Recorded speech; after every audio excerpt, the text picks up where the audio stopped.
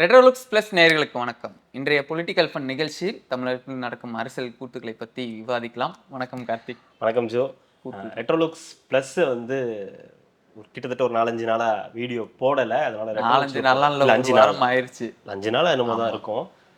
ஏன் அதை ஒரு வாரம் இழுக்கிறீங்க, 5 நாள்னு சொல்லுங்க அப்படின்றதுனால தொடர்ந்து இதுலேயும் வீடியோஸ் போடுறதுக்கான முயற்சிகளை வந்து பண்ணுறோம். அதனால் இதையும் வந்து சப்ஸ்கிரைப் பண்ணி பாருங்கள். சப்ஸ்கிரைப் பண்ணாதவங்க சப்ஸ்கிரைப் பண்ணிவிட்டு பாருங்கள். என்னென்ன கூத்துக்கள் சொல்லுங்க. எக்கச்சக்கமா இருக்குது கூத்து. டெய்லி ஏதாவது ஒன்று. நேற்றுக்கு நம்ம பார்த்தோம், தேமுதிக வந்து திமுக கூட போயிருக்கு. இன்னைக்கு யார் லைம்லைட்லேயே இல்லை, ஒருத்தர் இல்லவே இல்லை, அவர்லாம் முடிஞ்சே போயிட்டாருன்னு எண்டு கார்டு போட்டிங்களோ அவரும் போயிருக்காரு இன்னைக்கு திமுக. எண்டு கார்டு போட்டதுக்கு அப்புறம் தான் போயிருக்காரு. ஆமா, வேற வழி இல்லை, கட்ட கடைசியா விழுந்துடுறா அப்படின்ற அளவுக்கு இன்னைக்கு போய் தமிழக முதல்வரை போய் சந்திச்சிருக்காரு ஓபிஎஸ் அவர்கள். பொக்கையெல்லாம் கொடுத்துட்டு வந்திருக்காரு. ஓகே, உங்களுக்கு அவர் மட்டும் போல, அவரு அவங்க பையன் எல்லாருமே போயிருக்காங்க. அவருக்கு வேற ஆப்ஷன் இல்லை, தெரியல. அவர் என்னென்னமோ ட்ரை பண்ணி பார்த்தாரு. இந்த பக்கம் கேட்டு பார்த்தாரு, பிஜேபிகிட்ட கேட்டு பார்த்தாரு, மோடி வந்தா அது என்னோட பாக்கியன்னு கேட்டு பார்த்தாரு, ஏடிஎம்கே சேர்ந்துக்கிறேன், டிடிவி வந்து அதுக்கு வழிவகுக்கணும்னு சொல்லி பார்த்தாரு, டிடிவி என்னென்னமோ சொல்லி பார்த்தாரு. ஒன்றுமே வேலைக்கு ஆகலை, எதுவுமே ஈடுபடலை. எடப்பாடிக்கிட்ட ஆகிறது இல்லைன்னா ஆகிறது இல்லை தான் அப்படின்ட்டாரு. திருப்பி என்கிட்ட கேட்கக்கூடாதுன்னு சொல்லிட்டாரு. அதனால வந்து என்ன பண்றதுன்னு தெரியல. அவருடைய கூட இருந்தவங்க எல்லாருமே வந்து வெளியே போக ஆரம்பிச்சிட்டாங்க. ஒருத்தர் வந்து சொன்னார் இல்லையா, நாங்க ஒரு 75 பேர் வந்து சொன்னோம் தாவேக்காக்கு போலான்னு சொன்னோம், அதையும் அவர் வந்து கேட்கல. அந்த மாதிரி ஒரு விஷயம். அதுக்கப்புறம் பண்ருட்டியார், அவரு தான் கடைசி கட்சியாவது ஆரம்பிக்கிறாரு. பண்ருட்டி அவருக்கு வந்து கட்சியை ஆரம்பிச்சு ஏதோ ஒண்ணு பண்ணணும், என்னன்னே தெரியலனாலும் அவர் ஒரு கட்சி ஆரம்பிக்கிறாரு. அவரோட வயசுக்கு அவர் கூட இருந்தவங்களாம் ரிட்டையர் ஆகி எல்லாம் அவங்க வேலையை பார்க்க ஆரம்பிச்சாங்க. ஆனா அவர் இன்னும் வந்து கொடியை பிடிச்சிக்கிட்டு கொடி அறிமுகப்படுத்துறேன், எம்ஜிஆர் அதிமுக ஆரம்பிக்கிறேன் அப்படின்னு சொல்லி ஏதோ ஒண்ணு பண்ணிக்கிட்டு இருக்காரு. அதனால ஒரு பிரயோஜனம் இல்லைன்றது அது வேற விஷயம் வச்சுக்கோங்க. ஆனாலும் ஏதோ ஒண்ணு பண்ணிக்கிட்டு இருக்காரு. ஆனா அவரை விட வயது குறைவான ஓபிஎஸ் அவர்கள் கூட இருந்தவங்களையும் காப்பாத்தாம, தன்னையும் காப்பாத்திக்காம, எதுவும் பண்ண முடியாம இப்ப போய் திமுக கிட்ட போய் வந்து நிக்கிறாரு. நீங்க யோசிச்சு பாருங்க. நம்மளே பல தடவை சொல்லியிருக்கோம், அவரு முதலமைச்சரா இங்க இருந்தவர், அதிமுகல கடைக்கோடி தொண்டன் வரைக்கும் தெரிஞ்ச ஒரு முகம், ஜெயலலிதா சசிகலாவால் வந்து பாராட்டப்பட்டவர், அடையாளம் காணப்பட்டவர்ன்றவர் எப்படி போய் திமுக இணைய முடியுன்ற ஒரு கேள்வி இருக்குல்ல. நீங்க என்னென்னவோ பண்ணியிருந்திருக்கலாம், உங்களுக்கு ஏதாவது பல பேர்கள் இருந்திருக்கலாம், உங்களுக்கு ஒரு பேர்லாம் கூட இருந்துச்சு, தர்ம யுத்தம் பண்றப்ப நல்ல ஒரு ரெஸ்பான்ஸ் எல்லாம் இருந்துச்சு. நீங்க கேட்கக்கூடாதவங்க பேச்செல்லாம் கேட்டு தர்ம யுத்தம் பண்றேன் அந்த யுத்தம் பண்றேன்னு சொல்லி கடைசியா வந்து இப்படி மாட்டிக்கிட்டீங்க. இப்ப நீங்க இந்த கரும்பு மிஷின்ல விடப்பட்ட இந்த இது மாதிரி கரும்பு மாதிரி தான். ஆமா, இப்போ உங்களால எதுவுமே பண்ண முடியாது. எடுத்து அவங்க பாட்டுக்கு யூஸ் பண்ணிக்கிட்டே இருப்பாங்க. எல்லாம் முடிச்சாச்சு. ஜூஸை யாரு குடிச்சா? அதான் ஜூஸை எல்லாரும் ஆளாளுக்கு கொஞ்சம் குடிச்சிட்டாங்க. அங்க கொஞ்சம் குடிச்சாங்க, இங்க கொஞ்சம் குடிச்சாங்க, எல்லாரும் கொஞ்சம் குடிச்சாங்க. அது ஒன்றும் அவ்வளவு டேஸ்டாவும் இருக்காது. சுமாரான ஜூஸ் தான் அது. அந்த ஜூஸுக்கு வந்து அந்த கரும்புக்கு தான் தேவையா இருந்தது. ஜூஸ் யாருக்கும் தேவைப்படல. கரும்பு தான் நான் வரேன். சரிவா, நீயே வரதைய தூக்கி உள்ள விட்டு ஜூஸ் எடுத்து தூக்கி போட்டாங்க. இப்ப அந்த இது வந்து அங்க போயிருக்குது. சரி, ஏன் வரதைய சும்மா விடுவானே, என்ன ஏதுன்னு கேட்டு அனுப்பிடுவோம்னு சொல்லிட்டு திமுக என்ன பண்ணிருக்கு, வாங்க என்ன பண்ணலாம், வாங்க ஃபன் பண்ணலாம் அப்படின்னு சொல்லி கூப்பிட்டு இருக்காங்க. சரி, உட்கார வச்சு பேசியிருக்காங்க. இல்ல, வந்தோரை வாழ வைக்கும் தமிழ்நாடுன்ற மாதிரி வரவங்க எல்லாத்தையும் வர வச்சாங்க. திமுக எத்தனை சீட்டு நிக்க போகுது எனக்கு தெரியல. வரவங்களுக்கு எல்லாத்துக்கும் ஒரு சீட்டு 2 சீட்டுன்னு கொடுத்தா திமுக எவ்வளவு நிக்க போகுதுன்னு 175 நிப்பாங்க. குறைஞ்சது 165 to 175 நிப்பாங்க. அதுல எல்லாரையும் உதயசூரியன் நிக்க வச்சிருவாங்க. சிரிப்பு வருது. இவங்களும் வந்துட்டாங்க, பிரேமலதா வந்துட்டாங்க அப்படின்றப்போ இப்போ சீட்டுக்கு யாரு கொடுக்குறன்னு தேல்பத்ரி சிங்னு திரும்ப கட்சியை காட்டினாங்க. ஒரு மீம் ஒண்ணு பார்த்தேன் நானு, அது திடீர்னு ஞாபகம். எப்படி நான் குறைக்கிறது தேல்பத்ரி சிங் பார்க்கும்போது அங்க வந்து இருக்கா, அப்போ எடுத்துக்கலாம் அப்படின்ற மாதிரி. ஆறு இருக்கா? ஆறா கொடுத்தோம். 4 போதுங்க உங்களுக்கு. 4 எம்எல்ஏ தானே, அந்த 4 ஜெயிங்க. 6க்கு 4 ஜெயிக்கிறது உங்களுக்கு பர்சன்டேஜ் கம்மியா இருக்கு. இப்ப 4 கொடுத்து 4 ஜெயிச்சீங்கன்னா 100% உங்களுக்கு 100% வியாபாரி அப்படின்ற ஒரு டேகோட நீங்க வந்து வெளியே வந்து பெருமையா சொல்லிக்கலாம் அப்படின்னு சொல்லி சொல்றதுக்கான வாய்ப்புகள் இருக்கு. பட் ஆனா தெரியல என்ன பண்ண போறாங்கன்னு. இவரு அது எதுவும் பண்ண மாட்டாருன்னு தெரியும். இவர் வந்து வாக்கிங் போகும்போது போய் பாக்குறது, ஹாய் ஹவ் ஆர் யூ அப்படின்னு கேட்கறது, அவரு பரவாயில்ல எப்படி மரத்துல வந்தீங்க, குதிச்சு வந்தீங்க அப்படின்னு அவர் கேட்கறதுக்கு அப்படின்னு குச்சி வச்சுட்டு 2 பேரோட பேசிக்கிட்டே போவாங்க. இப்ப அந்த மாதிரி வேலையெல்லாம் கிடையாது. இப்ப நேரடியாக அவரே சொல்லிட்டாரு. அவரோட எம்எல்ஏ ஒருத்தர் இன்னைக்கு புகழ்ந்து பேசிட்டாரு. ஜெயலலிதா எம்ஜிஆருடைய ஆசியோட இந்த ஆட்சி மீண்டும் தொடரும்ட்டாரு. அதனால வந்து அது ஒன்றும் பிரச்சனை இல்லை. ஆனா இது நல்லா இருக்குல்ல, அதிமுகல இருந்து திமுக காரவங்க ஆட்சிக்கு வரணும், நல்ல ஆட்சின்னு சொல்றதுலாம் ரொம்ப நல்லா இருக்கு. எவ்வளோ பெரிய விஷயம் தெரியுமா அது? ஆ. அதை உட்காந்து ரசிக்கிறது இருக்கு இல்லையா? கடந்த காலங்களில் ஜெயலலிதா அவர்கள் வந்து இருப்பாங்க. எப்படி தேமுதிக வந்து கரைச்சாங்கன்னா இந்த மாதிரி தான் கரைச்சாங்க. அம்மா அவர்களின் ஆசியில் வழியில் அப்படின்னு சொல்லிட்டு எங்களுடைய தொகுதி பிரச்சனையை பேச போறோன்ட்டு உள்ள போவாங்க. திரும்ப வரும்போது பார்த்தா அதிமுக காரங்களா வருவாங்க. டேக போட்டு அனுப்பிச்சு விட்டுருவாங்க, இவர் இனிமே அதிமுக எம்எல்ஏ அப்படின்னு. அப்படிதான் தேமுதிகவை வந்து அடிச்சாங்க. அந்த மாதிரி தான் இப்போ வந்து ஓபிஎஸ் டீமை வந்து மொத்தமா வந்து விலைக்கு வாங்கிட்டாங்க. நம்ம புரியுது, ஒரு சரியான ஆளுமை வந்து இங்க இல்லன்றது புரியுது. அம்மா இருக்கிற வரைக்கும் இங்க யாராவது ஒருத்தர் வாய் இந்த மாதிரி திறந்துருப்பாங்களா? இல்ல, வாய்ப்பு இல்லை. அதான் நீங்க அதுக்கு போனீங்கன்னா அது வேற ஒரு உலகம். அது அந்த உலகத்துக்குள்ளார இப்ப போகாதீங்க. அது இரண்டாம் உலகம். அது அந்த உலகத்துக்குள்ளார இப்ப போக வேணாம். இந்த உலகத்துல இருந்து பார்க்கும்போது இன்னைக்கு வந்து ஒரு ஒரு மாதிரி ஸ்டாலின் தான் பெரிய தலைவர், வேற ஆப்ஷன் இல்ல. இப்ப அவங்க தாவேகாக்கு போயிருந்தா கூட பிரச்சனை கிடையாது. என்ன பண்ணிட்டாங்க, உங்களுக்கு அங்க உரிய மரியாதை கிடைக்காது, விஜய்க்காக நீங்க காத்துக்கிட்டு இருக்கணும், விஜய் உங்களை மதிக்க மாட்டாரு அப்படி இப்படின்னு சொல்லிட்டாங்க. ரெண்டாவது விஜய் அங்க சேர்ப்பாரான்றது வேற விஷயம். இவர் மேல ஏகப்பட்ட பஞ்சாயத்தெல்லாம் இருக்குன்றதுனால அவங்க சேர்க்கறது வந்து பெரிய விஷயம். ரெண்டாவது தலைவன் வந்து அவங்கள சேர்க்கணும். உங்களை இட்டுன்னு வந்துட்டு நான் தான் அவர்கிட்ட போய் திட்டு வாங்கணும் அப்படின்னு இவரும் அமைதியா இருக்கணும். ஸோ அதனால அந்த பஞ்சாயத்தெல்லாம் இருக்கிறதுனால அது கஷ்டம். இனிமே வாக்கிங் போகும்போது சந்திக்க வேண்டிய அவசியம் எல்லாம் கிடையாது, நேரடியா வந்து சமாளிச்சிடலாம். பட் கட்சியில சேர்றாரா இல்ல பொறுப்பு வாங்குறாரா அப்படின்றதுதான் தெரியல. நாளைக்கு ஏதோ முக்கிய பொறுப்பு, முக்கிய பொறுப்புனா இப்ப அவருக்கா அவங்க பையனுக்கா, யாருக்கு? பையனுக்கு ஒரு சீட் கம்பல்சரி இருக்கும். பட் என்ன பொறுப்பு கொடுக்குறாங்க அப்படின்றத பொறுத்து இருக்கு. அவர் எதுவும் தேர்தலில் நிக்கிறாரா? ஏன்னா அவர் தேர்தலில் நின்னார்னா பெரிய பிரச்சனை இருக்கு. அவருக்கு இரட்டையில தான் எல்லாரையும் தெரியும். ஸோ இரட்டையில போய் போகும்போது இரட்டையில தான் சொல்லுவாங்க. ரெண்டாவது அவர் வந்து இந்த திமுகவுடைய துண்டை போட்டுக்கிட்டு அந்த பிரச்சாரம் மேற்கொள்றதெல்லாம் வந்து கொஞ்சம் கடினம். மற்றவங்களை விட அவருக்கு கொஞ்சம் அதிகமான இது இருக்கும், கவலை இருக்கும். அதனால அவர் என்ன பண்ணுவாருன்னு தெரியல. பட் இதுக்கப்புறம் அவர் என்ன பண்ணாலும் அது வந்து ஒரு இதுக்கும் பிரயோஜனப்படாது. அப்படி மனசை கழட்டி வச்சுட்டு போகணுமா அப்படின்னு? ஆமாண்டா, கெத்தா ஸ்டைலா போவேண்டா அப்படின்னு சொல்லுவாரு. போலாம், வாய்ப்பு. நானா இருந்தா 2 மூலம். ஐயோ, ஏங்க எல்லாம் அரசியல் தலைவர்கிட்ட அப்படி பேச. அரசியல்னாலும் உள்ளுக்குள்ள இருக்கும்ல. அரசியல் தலைவர்கள்ட்ட நீங்க அதை மட்டும் கேட்கவே கேட்காதீங்க. உங்களுக்கு வந்து நான் பல தடவை சொல்லிட்டேன், இது அரசியல், இது அரசியல்ல என்ன வேணாலும் நடக்கும். அதனால நீங்க சொல்றதெல்லாம் வந்து வாய்ப்பே கிடையாது. இவரு மணி சார் சொல்லும் போது கூட சொன்னார்ல, எல்லாம் ஓகே, அந்த அம்மாவோட படத்தை என்ன பண்ண போறேன்னு கேட்ட உடனே மனம் தெரிஞ்சு இல்ல நான் இங்கே இருந்துக்கிறேன்னு சொல்லி இருந்தாங்கல்ல. கவுண்டமணி ஜெயராம் ஒரு படத்துல நடிச்சிருப்பாங்க, பாத்திருக்கீங்களா? படம் பேர் தெரியல. அந்த படத்துல கவுண்டமணி பார்க்கும்போது கவுண்டமணி போட்டோ வச்சு கும்பிட்டு இருப்பாரு ஜெயராம் அண்ணன் அப்படி இப்படின்னு கும்பிட்டு இருப்பாரு. கவுண்டமணி இந்த பக்கம் போன குஷ்பு படத்தை திருப்பிடுவாரு. அந்த மாதிரி எல்லாம் அதிமுக ஜெயலலிதா எம்ஜிஆர் படமா இருக்கும், எல்லாம் வச்சு கும்பிட்டு ஃப்ரண்ட்ல பிரஸ் மீட்லயே அவங்க போட்டோ தான் இருக்கும். இனிமே கருணாநிதி போட்டோவையும் ஸ்டாலின் போட்டோவையும் திருப்பி வச்சுக்க வேண்டியதான். அதுக்கெல்லாம் பார்த்தா ஆகுமா பிரதர்? அந்த வகையில தாவேகா வந்து பாராட்டலாம். அம்மா போட்டோன்னா பரவாயில்ல, வச்சுக்கிறீங்கன்னா வச்சுக்கோங்க, ஒன்றும் இல்லை அப்படின்ட்டு. போக போக தெரியும். மாறிடுவாங்க, அது கொஞ்சம் டைம் எடுக்க தான் செய்யும், மாறிடுவாங்க. அப்படியே விட்டு வைக்க முடியுமா? அதுக்காக அம்மா போட்டோவை வச்சுட்டு இருக்க முடியுமா? கொஞ்ச நாள் இருக்கு, இந்த தேர்தல் முடிய வரைக்கும் வச்சுங்க, அதுக்கப்புறம் பாத்துக்கலாம். என்ன தளபதி போட்டோ வைக்காம அம்மா போட்டோவை வச்சுட்டு இருக்கீங்க? மனசு கஷ்டப்பட போகுது அப்படின்னு யாராவது சொல்லலாம். சிஎம் ஆனதுக்கு அப்புறம் வச்சிருவோம் கண்டிப்பா. நெக்ஸ்ட் கொஸ்டின், யார் சிஎம் சொல்லவே இல்லையே. யார் சிஎம் ஆனதுக்கு அப்புறம்? விஜய் அவர்கள். ஓகே, அதுதான் சொல்றேன் நான். அடுத்தது போயிடலாமா? சொல்லுங்க. கே நேரு அவர்களோட அந்த சொத்து குவிப்பு அந்த வழக்கு நம்ம பார்த்தோம். 1020 கோடி அந்த இடி வந்து சொல்லியிருக்காங்க, முறைகேடு நடந்திருக்கு அப்படின்றதெல்லாம் ஆதாரங்கள்லாம் கொடுத்துருக்காங்க. இப்போ வரைக்கும் எஃப்ஐஆர் வந்து அவங்க மேலே ஃபைல் பண்ணவே இல்லைன்றனா இன்னைக்கு என்ன பண்ணிட்டாங்க, ஹைகோர்ட் வந்து அவர் மேலே எஃப்ஐஆர் ஃபைல் பண்ணுங்க அப்படின்னு சொல்லியிருக்காங்க. சொல்லிட்டா பண்ணணும்ல. அது மாதிரி எத்தனை செஞ்சுருக்கோம் நாங்கள்? செய்யலதான். என்னங்க நீங்க எங்களை பத்தி தெரியாமலே பேசிக்கிட்டு இருக்கீங்க அப்படின்ற மாதிரி. பண்ண மாட்டாங்க. இவ்வளோ போராடி பார்த்துட்டோம், இதெல்லாம் ஒரு மேட்டரா? ரெண்டாவது, அவர் மேல ஒரு வழக்கு பதியணும்னா எதிர்கட்சிகளோட அழுத்தம்னு ஒன்று இருக்கும். நம்ம வந்து திமுக வந்து இதெல்லாம் செய்யலைன்னு சொல்லி நம்ம வந்து வருத்தப்படுறதும் கோவப்படுறதும் எல்லாம் நியாயம்னா கூட எதிர்கட்சிகள் இதற்காக என்ன முயற்சி எடுத்தாங்கன்ற ஒரு விஷயம் இருக்கு இல்லையா, அது மிக முக்கியமானது. இப்போ அதிமுகவோ தாவேகாவோ இவங்கெல்லாம் சேர்ந்து இல்லை தனித்தனியாக இந்த மாதிரி இவர் மேலே இவ்வளோ புகார் இருக்கு, 3 முறை வந்து கடிதம் கொடுத்துருக்கு இடி, ஏன் ஒரு தடவை கூட நீங்க வந்து அதை வந்து கன்சிடர் பண்ண மாட்டேங்கிறீங்கன்னு சொல்லி ஒரு அழுத்தம், ஒரு போராட்டம், விஜய் தலைமையில ஒரு போராட்டம் அப்படின்னு எதனா ஒன்று நடந்திருந்ததுன்னா அது நடக்கும். அது ஆட்டோமேட்டிக்கா நடக்கும், ஒரு பயத்தை கொடுக்கும், எல்லாரும் ஒண்ணு சேர்ந்து இதெல்லாம் எதிர்க்கிறாங்கன்ற ஒரு பயம் வரும், ஏதாவது ஒரு நடவடிக்கை எடுக்கலாம்னு தோணும். எடுக்கிறாங்களோ இல்லையோ மக்கள் கிட்ட அந்த பிரச்சனை போய் சேரும். இத்தனை நாள் கழிச்சு இன்னைக்கு உயர்நீதிமன்றம் சொன்னதுக்கு அப்புறம் விஜய் அவர்கள் வந்து ஒரு ட்வீட் போடுறாரு அப்படின்னா, அது கூட ட்வீட் தான் போடுவீங்கன்னா அதுக்கான வேல்யூ அப்புறம் அவ்வளவுதானே இருக்கும். இப்போ இன்னைக்கு ட்வீட் போட்டாரு, ரைட், இது எத்தனை பேருக்கு தெரியும்?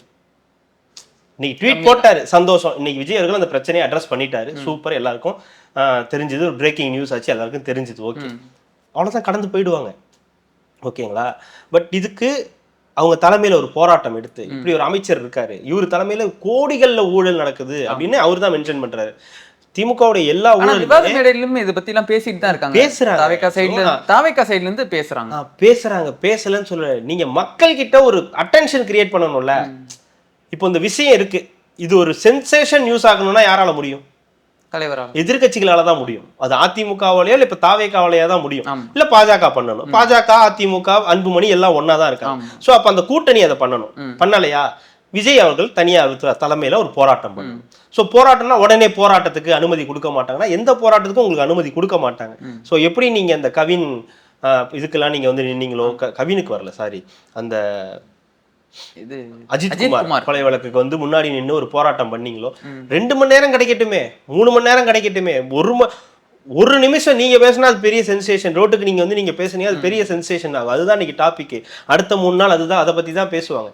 அப்போ இந்த விஷயத்த பெரிய அளவுக்கு எதிர்கட்சிகள் கையில் எடுக்காததுனால அது பெரிய அளவுக்கு இம்பாக்டை ஏற்படுத்த, அதனால தான் ஓபிஎஸ் வந்ததையும் தேமுதிக வந்ததையும் அடுத்து என்ன நடக்க போகுதுன்றதை பத்தி நம்ம வந்து பேச வேண்டியதா இருக்கு. ஸோ விஜய் மாதிரி ஒரு நபர் ட்வீட் போடுறதோட நில்லாம அதுக்கு ஒரு போராட்டத்தை ஏற்படுது. அட்லீஸ்ட் அவர் வரலனா கூட மற்றவர்கள் தலைமையில ஒரு போராட்டத்தை இது பண்ணி இந்த மாதிரி சொல்ல வச்சாருன்னா இன்னும் பெட்டரா இருக்கும். நல்ல விஷயம். ஒரு சில விஷயங்கள் நம்ம பார்க்குறோம். நம்ம ராஜ்மோகன் கூட வந்து ஏதோ பார்த்துட்டு இருந்தேன், மீடியா எதுவுமே வரல, நாங்கள் போராட்டம் பண்ணுறோம், மீடியா எதுவுமே சப்போர்ட் பண்ண மாட்டேங்குது, இதெல்லாம் காட்ட மாட்டேங்கிறீங்க, அதனால நீங்களே என்ன பண்ணுங்க, மொபைல் எடுத்து நீங்களே லைவ் போடுங்க அப்படின்ற. ஒருவேளை ஏதாவது நடந்திருக்கான்னு நம்மளுக்கு தெரியல. பெரிய அளவுக்கு மீடியா சப்போர்ட் இல்லை, பெரிய அளவுக்கு அவங்களுடைய நியூஸ்கள் வெளியே வரது கிடையாது.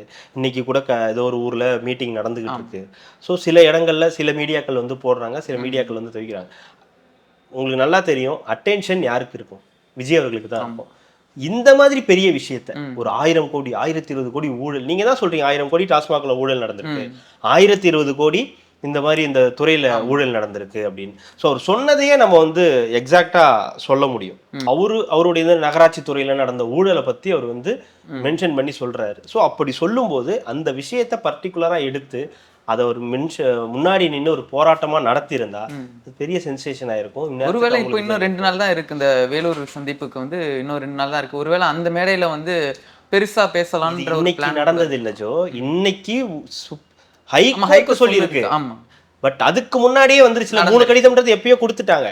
நீங்க அப்பவே ஒரு ப்ரெஷர் கொடுத்திருந்தா அட்லீஸ்ட் அவங்க நடக்கதோ இல்லையோ அவங்களுக்கு ஒரு பயம் கிரியேட் ஆயிருக்கும். மக்கள் மத்தியில எதிர்கட்சியா தாவேகாவும் போராடுது, அதிமுகவும் போராடுதுன்ற ஒரு பிம்பமாவது உருவாயிருக்கும். அந்த பிம்பம் உருவாகலன்றது தான் வருத்தமே தவிர பேசலாம் சொல்லல, பேசுறாங்க, பட் தேவையான அளவுக்கு பேச மாட்டேங்கிறாங்க. இங்க மக்களுக்கு அவ்வளோ வேலைகள் இருக்கு, அதையும் தாண்டி உங்களை கவனிக்கிறாங்கன்னா அது நீங்கன்ற ஒரு காரணத்துக்காக அவங்க நின்று கவனிக்கிறாங்க, என்னன்றதை பாக்குறாங்க.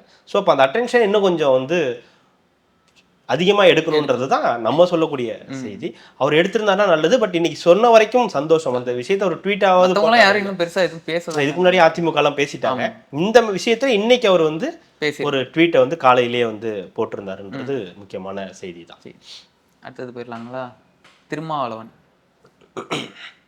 என்னங்க அடங்க மறு ஆட்சியில பங்கு அதிகாரத்துல பங்குன்னு முதல்ல கேட்டதே நான் தான். ஆனா கடைசி வரைக்கும் யாரும் தரல. ஆமா, கொடுக்கறவனையும் நக்கல் பண்றது. நான் கேட்டு சலிச்சு போயிட்டேன், அதனால அது மறந்தே போயிட்டேன் அப்படின்ற அளவுக்கு சொல்லிருக்காரு.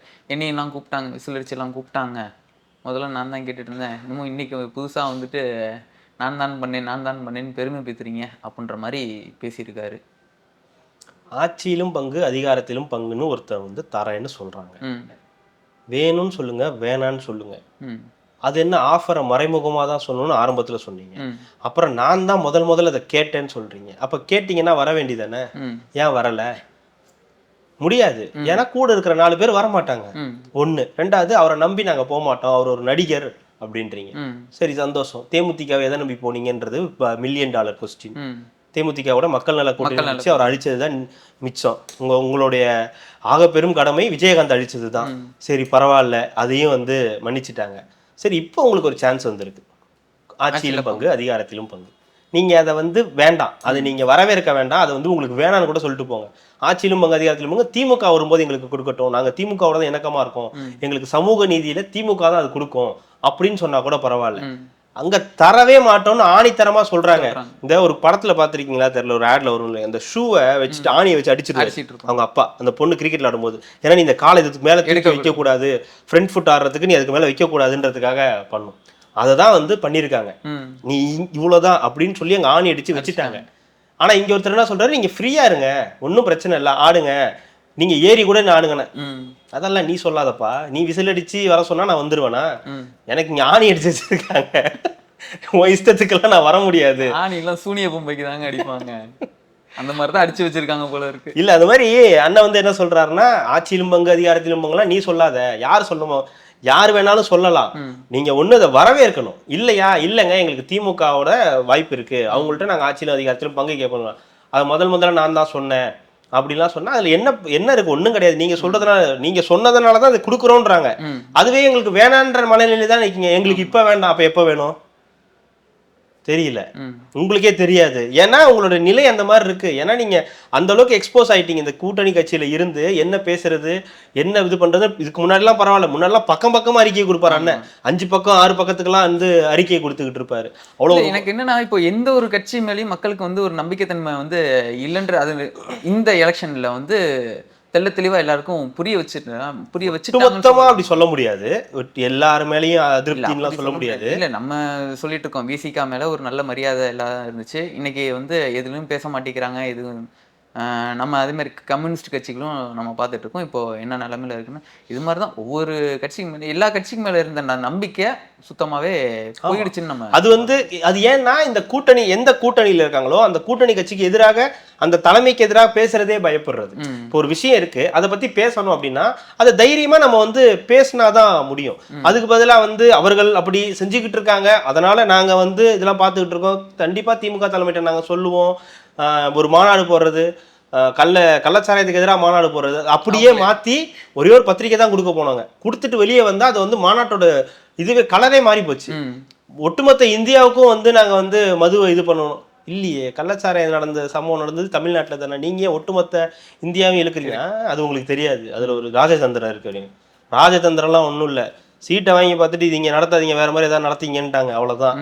வேற என்ன பண்றதுன்னு தெரியல. இதுக்கு மேல இவங்க மட்டும்தான், இவங்க தான் வந்து இனிமேட்டு அதிகாரத்துல இருப்பாங்க, அதனால இவங்க சொல்றதா நம்ம கேட்கணும்ன்ற ஒரு மைண்ட் செட்டுக்கு வந்துட்டாங்க. இல்ல அது என்ன மைண்ட் செட்னே தெரியல அவங்களுக்கு. என்னன்னா முழுக்க இந்த ஆட்சியில ஃபுல்லா கூட இருந்துட்டாங்க, எல்லா தப்புக்கும் வந்து பதில் சொல்லி பழகிட்டாங்க. இப்ப கடைசி கட்டத்துல வெளியே போகவும் முடியல, என்ன அடுத்த கட்டம் என்னன்றதே தெரியாததுனால இந்த பிரச்சனையில வந்து இப்ப நிக்கிறாங்க. அதனால இப்ப என்ன சொல்றாரு, ஆட்சியிலும் பங்கு அதிகாரத்திலும் பங்கு நான் தான். முதல்ல கேட்டு என்னங்க பிரயோஜனம்? கொடுக்குறவங்கன்னு சொல்றவங்களும் வரவேற்கவும் மாட்டேங்கிறீங்க, அதை நக்கலும் பண்றீங்க. சரி கொடுக்காதவங்கள்ட்ட போய் கேள்வியாவது கேளுங்கன்னா அதையும் நான் கேட்க மாட்டேன் அப்படின்றாரு. அப்ப இருந்துட்டு போங்க, அதனால யாருக்கு என்ன, ஒண்ணும் கிடையாது. கேட்டது நீங்க, கொடுக்குறேன்னு ஒருத்தர் சொல்றாரு, கொடுக்குறவங்க மேல உங்களுக்கு நம்பிக்கை இல்லை, பரவாயில்ல, அது உங்களுடைய உரிமை.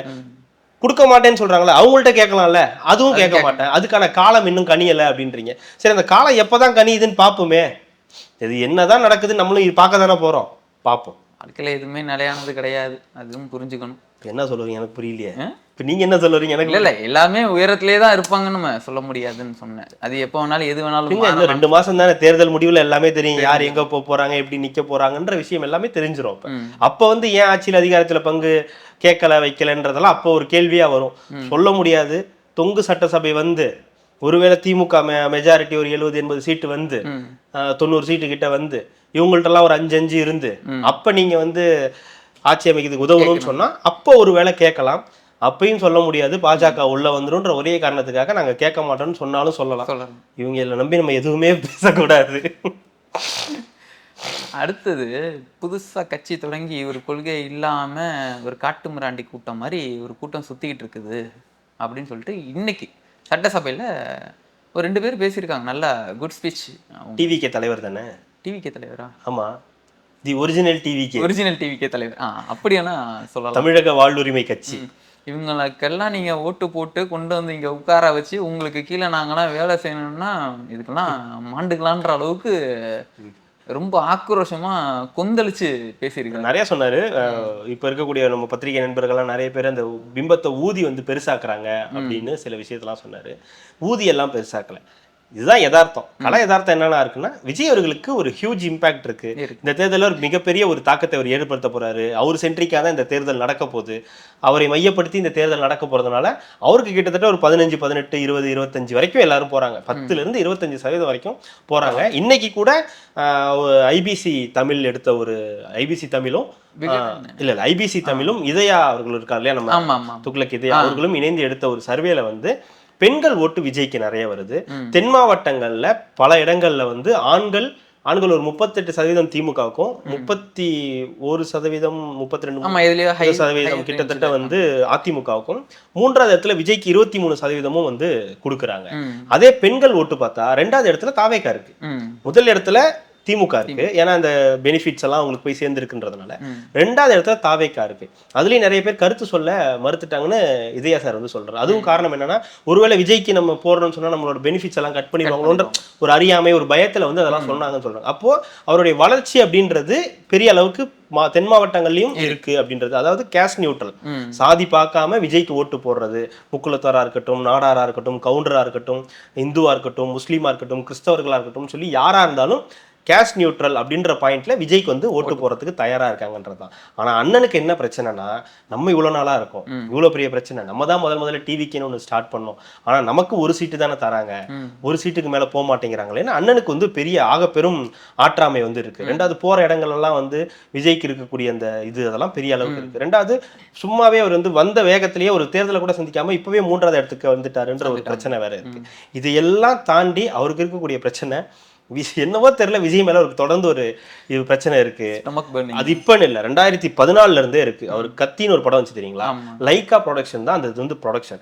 கடைசி கட்டத்துல அந்த படத்துல வந்து நீங்க இப்ப போய் பாத்தீங்கன்னா கூட தெரியும், லைகா ப்ரொடக்ஷன் எதுவுமே வராது. இளைய தளபதி விஜய் நடிக்கும் கத்தின்னு தான் வரும், ப்ரொடக்ஷன் பேரே அதுல வராது. அப்போ வந்து பெரும் பிரச்சனை. லைகா ப்ரொடக்ஷன் வந்து பாத்தீங்கன்னா ராஜபக்சேவோடது, அவங்களுடைய பினாமி இது, அவங்க எப்படி இங்க வந்து படம் பண்ணலாம் அப்படின்னு பெரிய பிரச்சனை. அப்புறம் எல்லாரும் பேசி ஒரு மாதிரி செட் பண்ணி அப்புறம் அந்த லைகா ப்ரொடக்ஷன் எடுத்துட்டு வந்தாங்க. அதுக்கப்புறம் ஏதாவது போராட்டம் பண்ணீங்களா லைகா ப்ரொடக்ஷன்ஸ்க்கு எதிராக? எத்தனை படம் பண்ணிட்டாங்க தெரியுமா? அது நாங்க விஜய் படத்துக்கு மட்டும் தான் பண்ணுவோம். அதுக்கு முன்னாடியே லைகா ப்ரொடக்ஷன் ஒரு படம் பண்ணி இருக்கு. ஆனா விஜய் படத்துக்கு வரும்போது தான் லைகா ப்ரொடக்ஷன் பெரிய பிரச்சனையாச்சு. அதுக்கப்புறம் ஏகப்பட்ட படம், ரஜினி படம், கமல் படம், அஜித் படம் வரைக்கும் இப்ப பண்ணிட்டாங்க. இப்போ விஜய் பையன் படம் வரைக்கும் பண்ணிக்கிட்டு இருக்காங்க. அப்பெல்லாம் அவங்களுக்கு தெரியல, ஆனா அப்பத்துல இருந்து அவருக்கு ஏதோ ஒரு பிரச்சனை இருக்கு. ரெண்டாவது அவங்க நீங்க சொன்ன மாதிரி சட்டசபையில வந்து அவங்க எல்லாம் இருந்தாங்க, அதெல்லாம் யாரும் ஒன்றும் பண்ண முடியாது. நீங்க ஒழுங்கா மக்கள் பணி செஞ்சிருந்தா, இந்த ஆட்சிக்கு எதிராக நடக்கக்கூடிய விஷயங்களை நீங்க பேசியிருந்தா, நீங்க எங்க போனா போய், அதாவது சட்டசபையில இவர் எந்திரிச்சு பேசினாலே அப்பாவு அவர்களுக்கு பிடிக்காது. அப்பாவுக்கு யார் எந்திரிச்சு பேசினாலுமே பிடிக்காது. அதுவும் 2 நிமிஷத்துக்கு மேல பேசினா அவருக்கு பிடிக்கவே பிடிக்காது. அவர் வந்து வேல்முருகன் எழுந்து பேசினா சுத்தமாவே பிடிக்காது. நீங்க உங்க கோரிக்கையை மட்டும் பேசிட்டு உட்கார்ந்துருங்க அப்படின்னு. அதுக்குமே அவங்க 2 பேருக்குமே முட்டல் மோதல் இருக்கு. ஆனா இன்னைக்கு கிட்டத்தட்ட ஒரு 1.5-2 நிமிஷம் பேசுறாரு. ஏன்னா இன்னைக்கு வந்து முடிகிற நாள், சட்டசபை முடிகிற நாள், இந்த வருஷத்தோட கடைசி சட்டசபை முடிகிற நாள்ன்றதுனால, இந்த ஆட்சியோட இது முடியுதுன்றதுனால இன்னைக்கு வந்து எல்லாரையும் பேச விடுறாங்க. அப்போ பேசும்போது அண்ணன் என்ன சொல்றாருன்னா, இந்த மாதிரி வந்து இருந்தோம், வந்தோம், போனோம் அப்படிலாம் சொல்லிட்டு சட்டசபைக்கு இவங்களெல்லாம் வந்தா என்ன ஆகுன்ற மாதிரிலாம் வந்து பேசுறாரு. அதெல்லாம் உங்க கையில இல்லை சார், அதெல்லாம் மக்கள் கையில இருக்கு. மக்கள் ஓட்டு போட்டு விஜயையும் விஜய் இருக்கக்கூடிய ஆட்களையும் தேர்ந்தெடுத்தாங்கன்னா அதுக்கு என்ன பண்ண முடியும்? அந்த சட்டசபையில் இருக்கவங்க எல்லாரும் என்ன புனிதவான்களா? நீங்களாம் என்ன புனிதவான்கள், மற்றவங்கலாம் வந்துட்டா புனிதம் இல்லாதவர்களா? அதெல்லாம் எதுவும் கிடையாது. உங்களுக்கு என்ன, உங்களுக்கு கொடுக்க போற 2 சீட்டு 3 சீட்ல எங்கேயோ நின்று ஜெயிக்க போறீங்க. அதுக்கே உங்களுக்கு இவ்வளவு கஷ்டமா இருக்கு. நீங்க உங்க பக்கத்துல உட்காந்துருக்காங்க எல்லாரும் புனிதவான்கள், டிவிகேல இருந்து இல்ல மற்ற கட்சிகள் நடிகர்கள் செய்யக்கூடிய கட்சியில இருந்து வந்துட்டா மட்டும் அது பெரிய பிரச்சனையா வந்து பாக்குறது வந்து ஏன் இப்படி அவருக்கே அவ்வளோ ஒரு ஆற்றாமைன்னு தெரியல. ஆனா புகழ்ந்து பேசினதில்லை. இன்னைக்கு முதலமைச்சரை கன்ஃபார்மா ஒரு சீட் எக்ஸ்ட்ரா வாங்கிடலாம் அப்படின்ற ஒரு முடிவோட தான் வந்து பேசியிருக்காரு. 2 சீட்டு தான். கடைசி கட்டத்துல தேல்பத்ரி சிங் தான் ஒண்ணுதான் போங்க. அப்ப செல்வ பிறந்தக்கு அவரு பேசினாரு. ஐயோ அண்ணன் ரீச்செல்லாம் இன்னைக்கு பிளாஸ்ட் ஸ்மாஷ் தான். பிளாஸ்ட் கூட கிடையாது, ஸ்மாஷ். ஆமா, பிச்சு உதறிட்டாப்ல. இல்ல இது பேசிட்டு இருக்கும்போதே நம்ம பார்த்தோம், ஒரு நேர்காணல் ஒண்ணு பார்த்துட்டு இருந்தோம். கரெக்ட், நீங்க சொன்னதா அதுதான் பாயிண்ட். அதுதான் இந்த கொள்கை இல்லாத கூட்டம், இந்த மாதிரியான ஒரு கூட்டம் உள்ள வந்துருந்து இது இப்படி பேசுறதே முதல்ல தப்பு. அதுக்கு ஒரு நீங்க முடிஞ்சா பாருங்க, விகடன் டிவியில ஒரு இன்டர்வியூ வந்திருக்கும். டைரக்டர் ராஜ்முருகன், அவர் தான் ராஜ்முருகன் அவரோட இன்டர்வியூ ஒன்று வந்திருக்கும். அதுல ஒரு இளைஞர் பேசியிருப்பாரு. அதை நம்மளால வைக்க முடியாது, அதுக்காக சொல்றேன். விகடன் டிவியில போய் பாருங்க. தற்கூரின்ற வார்த்தை ஏன் எங்க மேல பயன்படுத்தப்படுது, நாங்க ஏன் தற்கூரி, இத்தனை வருஷத்துல நீங்க என்ன பண்ணிருக்கீங்க, என்ன மாதிரியான புத்தகங்களை எங்களை வந்து சஜஸ்ட் பண்ணிருக்கீங்க, எவ்வளவு எங்களுக்கு வந்து முக்கியமான விஷயங்களை பகிர்ந்து கொடுத்திருக்கீங்க, எதை பத்தி எங்களுக்கு வந்து நீங்க கற்பிச்சிருக்கீங்கன்ற பல விஷயம். ஸ்டூடெண்ட் எலெக்ஷன்ல 2015 அப்புறம் ஸ்டூடெண்ட் எலெக்ஷன் இல்லைன்னு சொல்லி அவ்வளோ வந்து தெளிவா ஒரு பையன் வந்து பேசுறான். நீங்க யோசிச்சு பாருங்க, இதெல்லாம் பத்தி பேசாம ஒரு நடிகன் நீங்க என்ன பண்ணிருக்கீங்க? நீங்க ஒரு தமிழக வாழ்வுரிமை கட்சின்னு ஒண்ணு வச்சு நடத்துறீங்க. உங்க ஊர் பன்ருட்டி இதெல்லாம் தவிர்த்து நீங்க இந்த நாட்டுக்காக, இந்த தமிழ்நாட்டுக்காக, இந்த இளைஞர்களுக்காக நீங்க என்ன பண்ணிருக்கீங்கன்னு ஒரு கேள்வி வரும். சரி, நீங்க புகழ்ந்து பாடுறீங்க இல்லையா திராவிட முன்னேற்ற கழகத்தை பத்தி, உள்ள புகழ்ந்து இந்த திராவிட முன்னேற்ற கழகம் என்ன பண்ணிருக்கு, இந்த திராவிடர் கழகம் என்ன பண்ணிருக்கு, அவங்கள தற்கூரின்னு சொல்லாம, தற்கூரின்னு சொல்றதை தாண்டி அவங்களுக்காக நீங்க என்ன பண்ணிருக்கீங்க? லேப்டாப் கொடுத்தீங்க, தயவுசெய்து சொல்லாதீங்க, அது வேற. அது நீங்க இப்ப கொடுத்தது, அதுவும் ப்ரெஷர்ல கொடுத்தது. அதுவும் யாருக்கு கொடுத்துருக்கீங்க? தேர்ட் இயர் படிக்கிறவனுக்கு கொடுத்துருக்கீங்க. எங்க ஃபர்ஸ்ட் இயருக்கு படிக்கிறவனுக்கு கொடுத்தா ஓட்டு கிடைக்காது, அதுவே தேர்ட் இயர் படிக்கிறவனுக்கு கொடுத்தா ஓட்டு கிடைக்கணும். அதையும் பிளான் பண்ணி தான் வந்து கொடுக்குறீங்க. அப்போ இந்த தற்கொலைன்ற வார்த்தையை பயன்படுத்துறதுக்கு முன்னாடி நீங்க அவங்களுக்கு என்ன பண்ணிருக்கீங்கன்னு தயவு செய்து சொல்லுங்க. திராவிடத்தை பத்தி அவங்களுக்கு என்ன புரிதல் ஏற்படுத்திருக்கீங்க, அண்ணாவை பத்தி என்ன புரிதல் ஏற்படுத்திருக்கீங்க, பெரியாரை பத்தி என்ன புரிதல் ஏற்படுத்திருக்கீங்க, எத்தனை விழிப்புணர்வுகள் ஏற்படுத்திருக்கீங்க, திராவிடத்திற்காக ஒரு படம் எடுத்திருக்கீங்களா? திராவிடத்துல இருக்கிறவங்க எல்லாம் படம் எடுத்திருக்கீங்க, திராவிடத்தை பத்தி படம் எடுத்திருக்கீங்களா? இதுதான் படம் அப்படின்னு சொல்லி பராசக்தி தயவு செய்து சொல்லாதீங்க, அது அதுல சேராது, அது வேற. That is Annamalai university. திராவிடத்துக்காக ஒரு படம், இவர் தான் பெரியார், இவர் அண்ணா அப்படின்னு சொல்லி ஆவண படங்கள் சொல்லல, நான் படமா சொல்றேன். நீங்க பெரியாரை பத்தி படம் எடுத்திருக்கீங்க, அதை தாண்டி வேற என்ன நடந்திருக்கு? எதுவும் கிடையாது. சோ எந்த விதமான விழிப்புணர்வும் கிடையாது. நோக்கம் எல்லாம் ஜெயிக்கணும், ஓட்டு வாங்கணும், எப்படி காசு கொடுக்கணும், எவ்வளவு காசு கொடுத்தா எவ்வளவு ஓட்டு கிடைக்கும், இந்த ஜாதியில எவ்வளவு ஓட்டு கிடைக்கும்ன்றதுதான் இதுவா இருந்ததே தவிர விஷயம் இல்லை. ஸோ அப்போ அவன் கேட்க தான் செய்வான். அப்போ உங்களுக்கு நல்லா தெரியும், குருதி புனல் படம் பார்த்துருக்கீங்கல்ல, அதுல கிளைமேக்ஸ்க்கு முன்னாடி ஏதோ ஒரு டைலாக் வரும்னு நினைக்கிறேன், நாசர் கூட ஒரு டைலாக் வரும். உனக்கு பின்னாடி இருக்கிற சந்ததியை பாரு, சினிமா பார்த்து பலவீனமான கூட்டமா தான் இருக்குன்னு எப்போ சொன்னாரு? 20 வருஷத்துக்கு முன்னாடியே கமல் சொல்லிட்டாரு. ஆனா சொல்லிட்டு அவரு அரசியலுக்கு வந்தாருன்னு வச்சுக்கோங்க, அவர் ஏதோ ஒரு முயற்சி பண்ணாரு, அது வேற. ஆனா அவர் அப்பவே சொல்லிட்டாரு, உங்களுக்கு பின்னாடி இருக்கிற சந்ததியை பாருங்க, வெறும் சினிமா பார்த்து பலவீனமாக இருக்கக்கூடிய கூட்டம். அப்பவே தெரிஞ்சிருக்கு சினிமா மோகம் அதிகமாயிட்டே இருக்குன்றது. அதை தடுத்திருக்க வேண்டியது நீங்க, அரசியல் தலைவர்கள் நீங்க. திராவிடர் கழகங்களும் அதிமுகவும் திமுகவும் அண்ணன் தமிழக வாழ்வுரிமை கட்சி, இது original gangster, original gangster, original gangster தானே, ஒரிஜினல்னு வச்சா ஒரிஜினல் டிவிகே அண்ணன் இவர் வேல்முருகன் வந்து பண்ணிருக்கலாமே. அதெல்லாம் விட்டுட்டு இன்னைக்கு வந்து ஆக்ரோஷமா திடீர்னு சாமி அந்த மாதிரி கத்துறது. இப்ப என்ன கத்துனீங்க? சரி, ரைட்டு, சந்தோஷம். அப்புறம் ஏன் புகழ் பாடுறீங்க? அவங்க புகழ் ஏன் பாடுறீங்க? ஒரு சீட் எக்ஸ்ட்ரா கிடைக்கணும் தானே, அவ்வளவுதான். அப்போ அந்த பையன் கேட்ட கேள்விக்கு உங்கள்கிட்ட பதில் இருக்கா? அது அக்கப்பூர்வமா எதுவும் செய்யல. அப்ப நீங்க பேசக்கூடாது, ஒரு நடிகனை பத்தி நீங்க பேசவே கூடாது. அதுதான் நம்மளோட இது என்னோட தனிப்பட்ட ஒரு இது என்னன்னா, இந்த மாதிரி இப்போ சொல்றாங்களே, இந்த மாதிரி என்னன்னா அரசியல் பயிற்சி பற்றேன்ற மாதிரி ஏதாவது ஒன்று நடத்தலாம். ஏன்னா இப்போ தாவேக்கா வந்ததுக்கு அப்புறமேட்டு தான் இந்த தற்கூரி, உங்களுக்குலாம் அரசியல் தெரியுமா, நடிகர் பின்னாடி போகணுமான்னு, ஸோ அவங்கள ஒழுங்குபடுத்தி அவங்க நல்ல வழி, அதாவது அரசியல் புரிதல் அவங்களுக்கு கொண்டு வரணும்னா இந்த மாதிரி ஒரு அரசியல் பற்றையிலோ இல்லை ஆன்லைன்லயே நம்ம நிறைய பார்த்துட்டு இருக்கோம். ஆன்லைன்லயே நம்ம படிக்கிறதுக்கு தயாரா இருக்காங்க ஜோ, இன்னைக்கு ஒவ்வொரு இளைஞர்களும் தேடி தேடி ஒவ்வொரு விஷயத்தையும் கத்துக்கிறாங்கன்றப்போ, அப்போ இந்த அரசியல் மயப்படுத்துறது பார்த்தோம்னா இவங்களுக்கும் ஒரு பங்கு இருக்கு. இந்த மாதிரி ஒரு ஆன்லைன் கிளாஸோ, ஒரு வீக்லி ஒன்ஸ்ன்ற மாதிரி ஒரு 1 hour இந்த மாதிரி வந்து அவங்களும் ஒரு கிளாஸோ இல்லை லைவ்ல வரலாம். இல்லை, அந்த பையன் பேசுறது கேட்டீங்கன்னா, அந்த பையன் சொல்றான், நாங்கள் தேடி தேடி படிக்கிறோம், திராவிடம்னா என்ன, யாரு திராவிட கழகம்னா என்ன, அதோட வரலாறு என்னன்றதை நாங்கள் தேடி தேடி படிக்கிறோம், எங்களுக்கு ஈஸியாக கிடைக்க மாட்டேங்குது, பல விஷயங்களுக்கு எங்களுக்கு ஈஸியாக இல்லை. அப்புறம் அவனை போய் வந்து நீ வந்து தப்பு, நீ வந்து ஒரு நடிகன் பின்னாடி போற கூட்டம் அப்படின்னு சொல்லி திருமாவளவனும் வேல்முருகனும் சொல்றதுல நியாயம் கிடையாது. அண்ணன் என்ன கோபப்படுறாரு திருமாவளவன்? நான் அவங்கள குழந்தையிலேருந்து படிக்க வச்சுக்கிட்டு இருக்கேன், இப்போ டிகிரி வரைக்கும் படிக்க வச்சேன். இப்போ நீங்க திடீர்னு நீங்க அப்படி போறீங்கன்னா, படிக்க வச்சது நீங்க, அவன் நல்லா படிச்சுக்கிட்டு உங்களை புரிஞ்சுக்கிட்டான். ஆமா, கேள்வி கேட்கறான், புரிஞ்சுக்கிட்டான். இவ்வளவு தப்பு நடக்குது, நீங்க எந்த கேள்வியும் கேட்க மாட்டேங்கிறீங்க, எங்களை படிக்க வச்சீங்க நீங்க தான். வீட்டுல ஒரு அப்பா அப்படி இருக்கும்போது அவர் தான் எல்லாரையும் படிக்க வைப்பாரு, எல்லாம் பண்ணுவாரு. அவர் ஒரு தப்பு பண்ணும்போது அவன் கேட்பான்ல, அவனுக்கு ஒரு கோவம் வரும்ல, என்ன நீங்க இதெல்லாம் பண்றீங்க, இதெல்லாம் பண்ண மாட்டீங்களே, நீங்க இப்படி கிடையாது, நீங்க அவன் கேள்வி கேட்பான். இல்ல அப்படி இல்ல இப்படி இல்லைன்னு மழுப்பும் போது அப்ப அவனுக்கு அப்பா மேல ஒரு கோவம் வரும். அப்பா விட்டு அவன் போக மாட்டான், அவன் கூட தான் இருப்பான், பாசமா தான் இருப்பான். ஆனா அவனுக்கு ஒரு இயல்பான கோவம் வரும். அப்புறம் பேச மாட்டான். இவர் என்ன இப்படி பண்ணிட்டு இருக்காரு அப்படின்னு அம்மா கிட்ட வந்து சொல்லுவான். அந்த மாதிரிதான் இப்ப அண்ணன் திருமாவளவனும் வேல்முருகனும் நீங்க பண்றதெல்லாம் ஆரம்பத்துல சூப்பரா பண்ணீங்க, எல்லாம் டெவலப் பண்ணீங்க, எல்லாம் பண்ணீங்க. ஆனா இதை இவங்களுக்கு சொல்லித்தர மறந்துட்டீங்க. இப்ப அவங்க அவரு விஜய் பின்னாடி போறதுனால உங்களுக்கு இயல்பான கோவம் வருது. அதுக்கு ஒண்ணும் பண்ண முடியாது. முடிஞ்சா இப்ப காப்பாத்திக்கிங்க. எதையாவது பண்ணி இளைஞர்களும் உங்க பக்கம் இழுக்கிறதுக்கு என்னெல்லாம் பண்ண முடியுமோ நீங்க பண்ணிக்கிங்க. முடிஞ்சா நீங்களும் டான்ஸ் ஆடுங்க, எடுத்து துண்டு எடுத்து சுத்துங்க, அங்கிள்னு சொல்லுங்க, உங்க பின்னாடி வராங்களான்னு பார்ப்போம். அவர் பின்னாடி போறதுக்கு அங்கிள்னு சொல்றது காரணம் கிடையாது. அவர் பின்னாடி போறதுக்கு 1000 காரணங்கள் இருக்கு. ஏன்னா உங்களை விட அவர் வந்து இப்ப பெரியாரு, அம்பேத்கர், அஞ்சலி அம்மாள் அப்படின்னு அவர் ஒரு 5 பேர் அவர் எதுக்காக வச்சாருன்றது விஷயம் கிடையாது. பட் ஆனா வரும்போது சொல்றாரு இல்லையா, சொல்லிட்டாங்க என்ன கொள்கை இருக்குன்னு, அவங்களதான் தலைவரா ஏற்றணும்னா அப்ப அதுதானே அவங்க கொள்கை. அந்த 5 பேரை வந்து வச்சுக்கிட்டு ஒருத்தர் கட்சி தொடங்கி இருக்காருன்றதே ஒரு விஷயம் தான், நல்ல விஷயம் தானே. ஆனா அதையுமே அவங்க வந்து சொல்லுவாங்க, அது எப்படி திராவிடமும் தமிழ் தேசியமும் எப்படி ஒன்னா இருக்கும் அப்படின்னு. சாம்பாரும் சொன்னதுக்கு அப்புறம் தான் வருது. நாளைக்கு திருச்சி மாநாடுங்க, அதான் முடிச்சிடலாம்னு சொல்லிட்டேனே. அன்வான்ட் டாபிக் எடுக்காதீங்க, முடிக்கலாம் தானே சொன்னேன். இது எப்படிங்க பிரம்மாண்ட மாநாடு ரொம்ப நாள் கழிச்சு போடுறாரு. பிரம்மாண்ட மாநாடா? சரி, அது நாளைக்கு பார்த்தா தானே தெரியும் பிரம்மாண்ட மாநாடா ஒரு கிளிப் பிரமிடு மாநாடான்றதெல்லாம் நாளைக்கு தான் தெரியும். ஒரு கிளிப் ஒன்று பார்த்தேன். நடந்து வந்துகிட்டே இருந்தாரு, தூசி வந்தோடனே என்ன பண்ணிட்டாரு, மாஸ்க் எடுத்து மாட்டிக்கிட்டு வர ஆரம்பிச்சாரு. இந்த பையன்லாம் தான் விவசாயத்தை பத்தி பேசுனது அப்படின்னு போட்டிருந்தாங்க. ஒரு தூசிக்கு கூட நீ மாஸ்க் எடுத்து பார்த்தா நீ எல்லாம் விவசாயம் பண்ற ஆளு, நான் விவசாயம் பண்ணுங்க நீ பேசுறியா அப்படின்ற அளவுக்கு எக்ஸல போட்டு வறுத்து எடுத்துக்கிட்டு இருக்காங்க. கல்லு குடிடா, ஏடுறா, மாட்டுக்கறியை தின்றா, ஜிம்முக்கு போடா, எல்லாம் சரியா போயிடும்டா. அவ்வளவுதான்.